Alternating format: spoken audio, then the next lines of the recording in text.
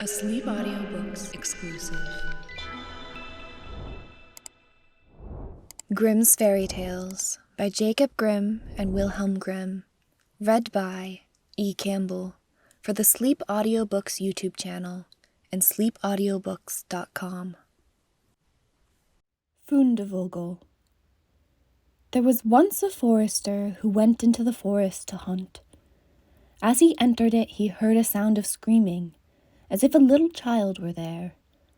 He followed the sound and at last came to a high tree, and at the top of this a little child was sitting, for the mother had fallen asleep under the tree with the child, and a bird of prey had seen it in her arms, had flown down, snatched it away, and set it on the high tree. The forester climbed up, brought the child down, and thought to himself, "You will take him home with you, and bring him up with your Lena." He took it home, therefore, and the two children grew up together. And the one which he had found on a tree was called Fundevogel, because a bird had carried it away. Fundevogel and Lena loved each other so dearly that when they did not see each other, they were sad. Now the forester had an old cook, who one evening took 2 pails and began to fetch water, and did not go once only, but many times out to the spring. Lena saw this and said, "Listen, old Sanna, why are you fetching so much water? If you will never repeat it to anyone, I will tell you why." So Lena said, no, she would never repeat it to anyone, and then the cook said, "Early tomorrow morning, when the forester is out hunting, I will heat the water, and when it is boiling in the kettle, I will throw in Fundevogel, and will boil him in it."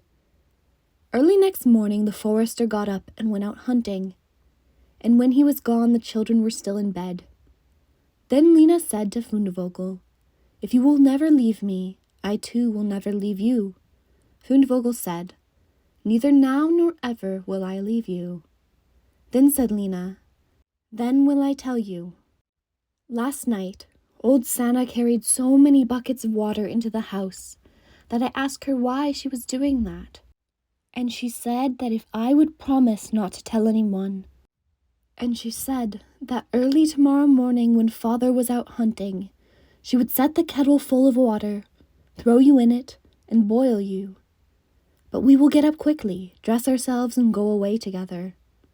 The 2 children therefore got up, dressed themselves quickly, and went away. When the water in the kettle was boiling, the cook went into the bedroom to fetch Fundevogel and throw him into it. But when she came in and went to the beds, both the children were gone. Then she was terribly alarmed, and she said to herself, "What shall I say now when the forester comes home and sees that the children are gone? They must be followed instantly to get them back again." Then the cook sent 3 servants after them, who were to run and overtake the children. The children, however, were sitting outside the forest, and when they saw from afar the 3 servants running, Lena said to Fundevogel, "Never leave me, and I will never leave you."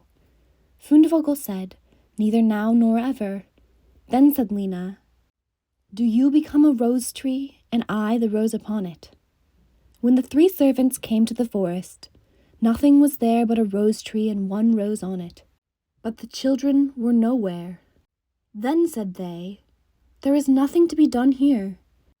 And they went home and told the cook that they had seen nothing in the forest but a little rose bush with 1 rose upon it. Then the old cook scolded and said, "You simpletons! You should have cut the rose bush in 2, and have broken off the rose and brought it home with you. Go and do it at once." They had therefore to go out and look for the 2nd time.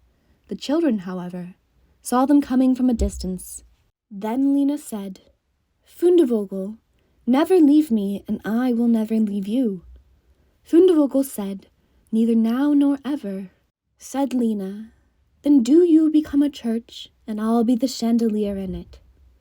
So when the 3 servants came, nothing was there but a church with a chandelier in it. They said therefore to each other, "What can we do here? Let us go home." When they got home, the cook asked if they had not found them.